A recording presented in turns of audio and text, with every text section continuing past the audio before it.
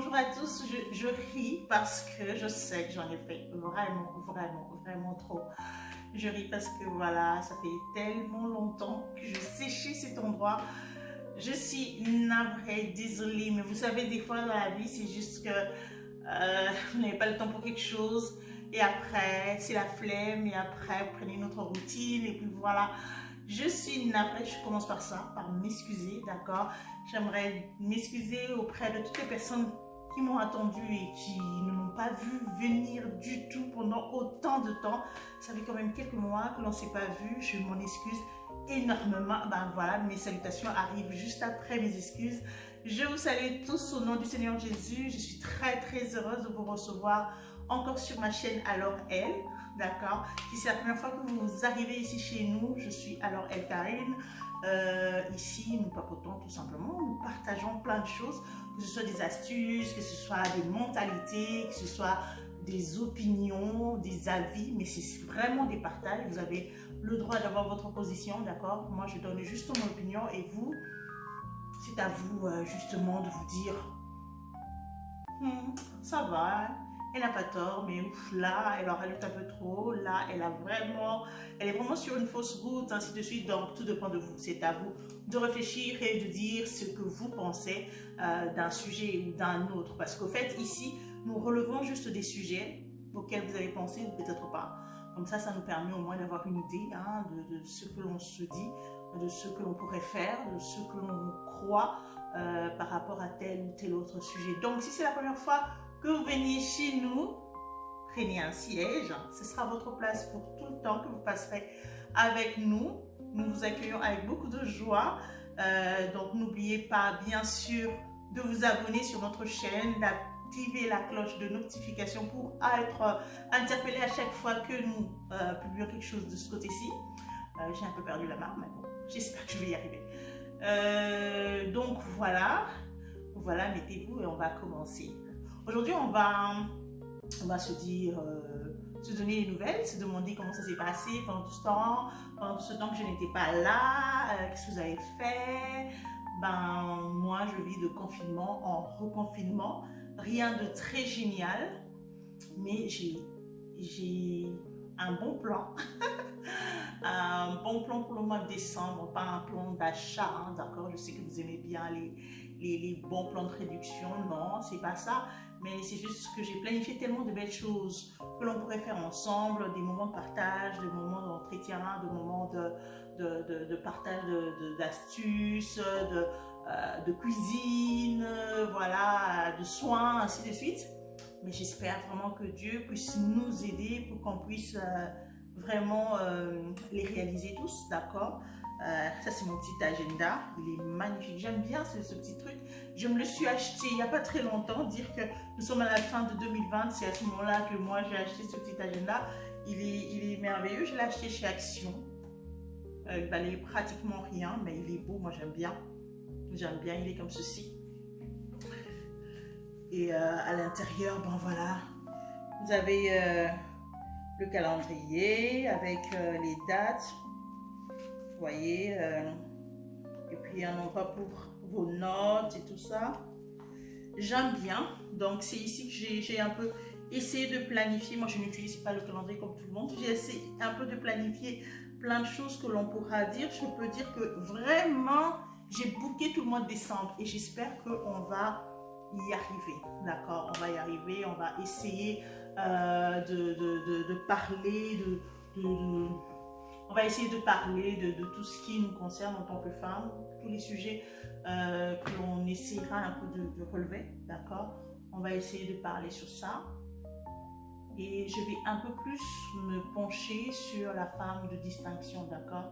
Je vais un peu plus me pencher sur ça, sur cette appellation-là de femme de distinction que j'aime beaucoup. D'ailleurs, dans la Bible, on voit ça avec l'histoire de la Sunamite, une histoire que j'aime énormément.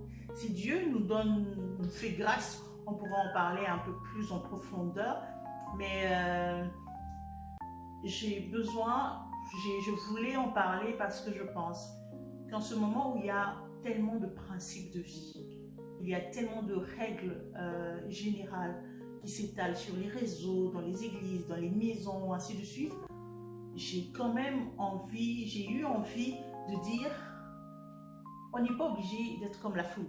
On n'est pas obligé de faire les choses comme tout le monde. On n'est pas obligé d'emprunter les voies et moyens de tout le monde. On peut être unique, on peut être différente.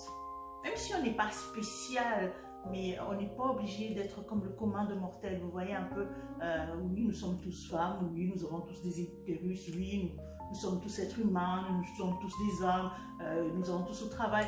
Mais nous sommes différents, très différents les uns des autres. Et je pense que ça, c'est la nature même de la femme. La femme est appelée à être différente. Voilà pourquoi on parle de la femme comme étant celle qui a été tirée de quelque part. C'est-à-dire que celle qui est compatible à quelqu'un ou à quelque chose. Ça ne veut pas dire qu'elle est ouverte à tout, mais il y a un endroit, il y a une chose qui lui convient à elle particulièrement. D'accord? On va voir Adam, il y a beaucoup de êtres vivants qui passent devant lui. Dieu fait passer devant lui d'autres créatures, les animaux, ainsi de suite, pour qu'il les nomme. Bah, il leur donne tous des noms, Sheva, chien, chat, voilà, il nomme. Et puis voilà, il s'en va, il a fini, il est content d'avoir fait son travail. Mais lorsque Dieu ramène la femme devant lui, bah, c'est à ce moment-là qu'il y a le déclic. Il dit, voici cette fois-ci, celle qui me correspond, en fait, on l'appellera femme parce qu'elle a été tirée de moi. Donc la définition même du mot femme, c'est parce qu'elle vient de quelque part, c'est-à-dire qu'elle a une source. Elle n'est pas faite comme ça, elle a une source par laquelle on peut la reconnaître. Comme on dit, une femme très bien éduquée, une femme très polie. Il y a toujours ces genres de qualificatifs qui sont très très importants dans la vie d'une femme, d'accord? Une femme qui se distingue dans quelque chose. Donc c'est bien, moi je trouve, qu'une femme puisse avoir des qualités ou des vertus ou une façon d'être qui tout simplement la distingue des autres. Je ne vous dis pas d'avoir la meilleure de qualité, je ne vous dis pas d'être... Non, je vous dis d'être vous et que cela puisse se faire sentir que vous êtes vous. D'accord? Lorsqu'il y a des gens qui sont très très sérieux, que vous ayez de l'humour par exemple. Lorsqu'il y a des gens qui sont remplis d'humour et tout ça, que vous riez peut-être moins. Ça c'est vous, d'accord? Vous n'êtes pas obligé parce que tout le monde est en train de s'affaler de rire, que vous vous étalez aussi. Vous voyez un peu, c'est juste un exemple, hein, d'accord? Je ne suis pas en train de projeter ici des élites, des idéaux, non. Le truc est d'être vous et d'être fier de l'être. J'étais en train de parler avec une soirée il n'y a pas très longtemps et je disais justement que lorsqu'on éduque un enfant, on ne lui apprend pas seulement à accepter les différences des autres. Non. On apprend à un enfant aussi d'accepter qu'il peut être différent. Oui, tu es différent. C'est la base. Il faut qu'un enfant reconnaisse, je suis différent, je suis fière de cette différence et ma différence, justement, c'est ce qui me met à part, c'est ma spécialisation, voilà, c'est ce qui fait de moi que je ne suis pas le commun mortel. Et c'est ça qui est important. Parce qu'en fait, dans la vie, il y aura toujours des circonstances.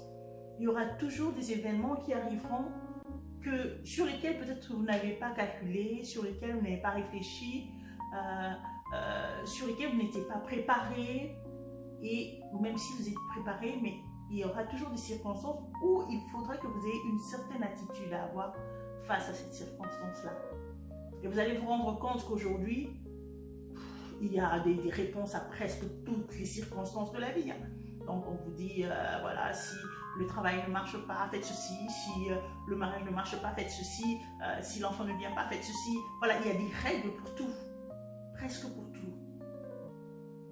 Le problème est que ces règles-là, vous n'êtes pas du tout obligé de les emprunter de la même manière. Parce que tout simplement, vous êtes différentes. Je vais essayer de prendre un exemple biblique, raconter une petite histoire que l'on connaît tous, l'histoire de David et de Goliath. David, il débarque au fait au champ de bataille, il vient parce qu'il est venu déposer à manger. C'est l'unique chose que David sait faire dans un champ de bataille, venir déposer à manger. C'est tout ce qu'il sait faire, parce que c'est ça, c'est ce qu'on lui a appris à faire. Quand tu vas au champ de bataille, tu donnes à manger à tes frères, tu reviens. C'est ce qu'il sait faire. Ce qui se passe réellement dans le champ de bataille, comment on tient une épée pour se battre, comment on pousse un adversaire, comment on court, ce genre de choses, c'est pas du tout dans ses métiers. Sûrement, il sait comment ça peut se faire. Sûrement, il en a entendu parler. Mais c'est pas dans ses activités. Il connaît pas. C'est quelque chose de nouveau pour lui.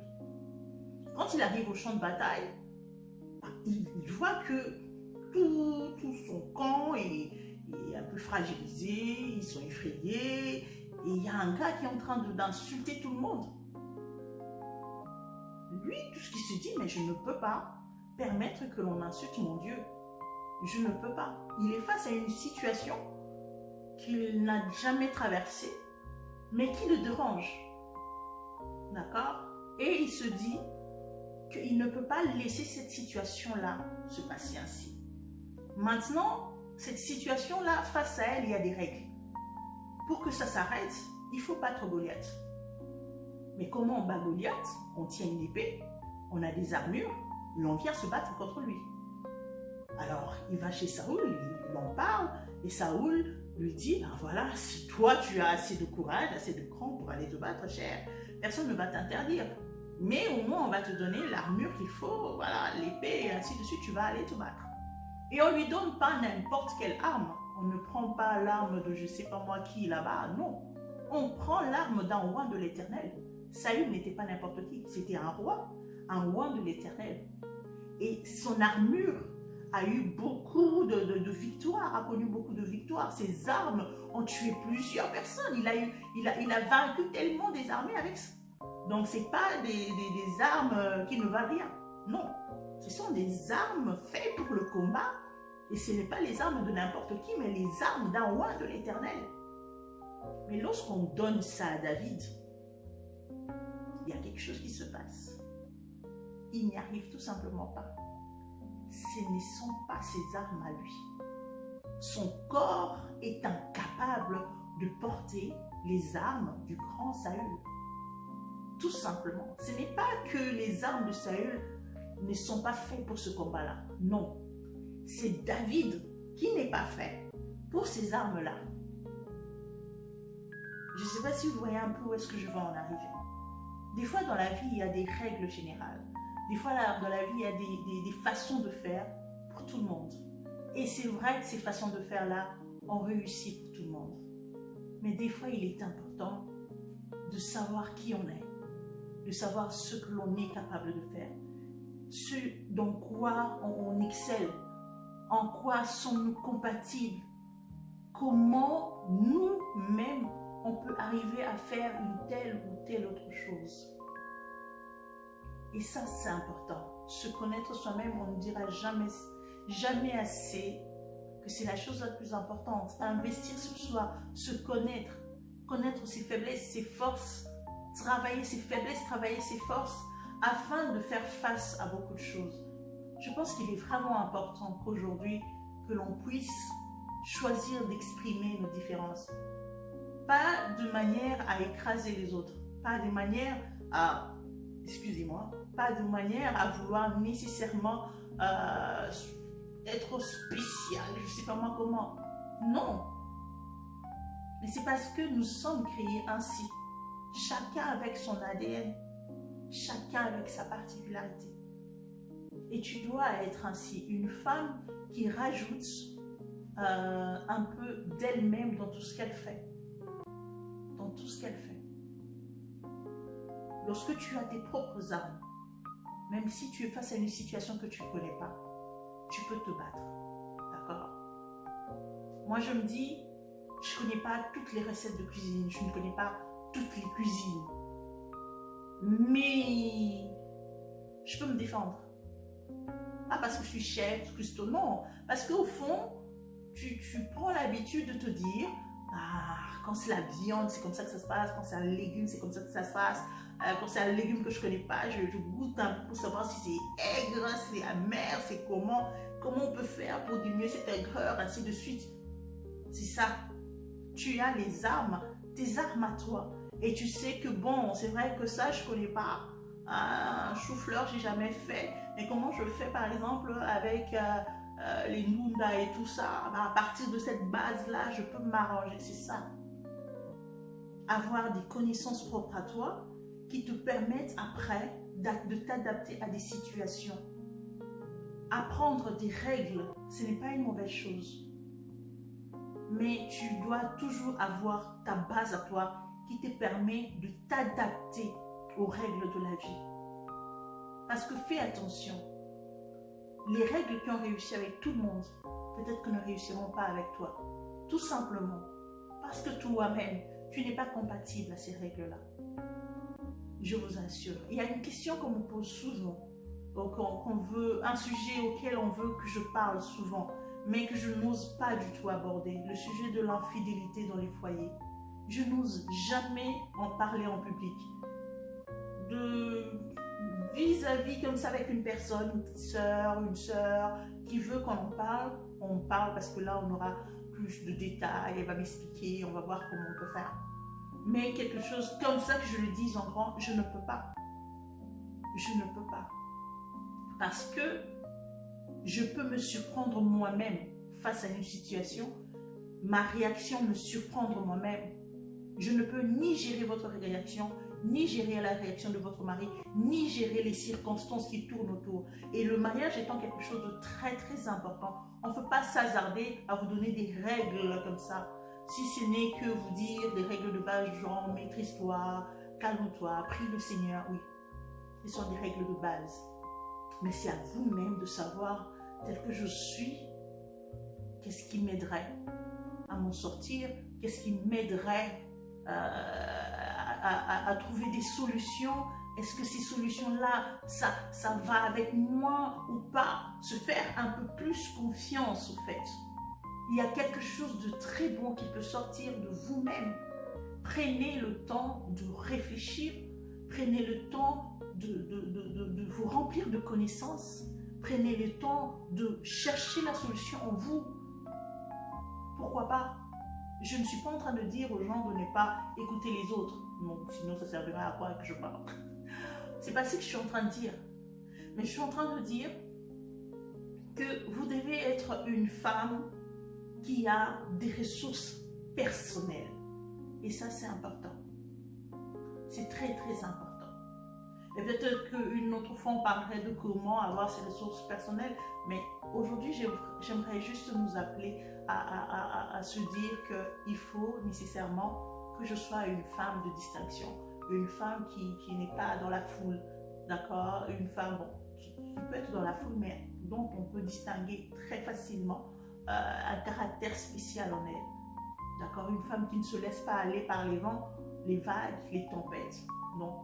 Une femme qui a la maîtrise de soi, capable de voir le problème, de tâter le terrain et d'établir des stratégies afin d'arriver quelque part.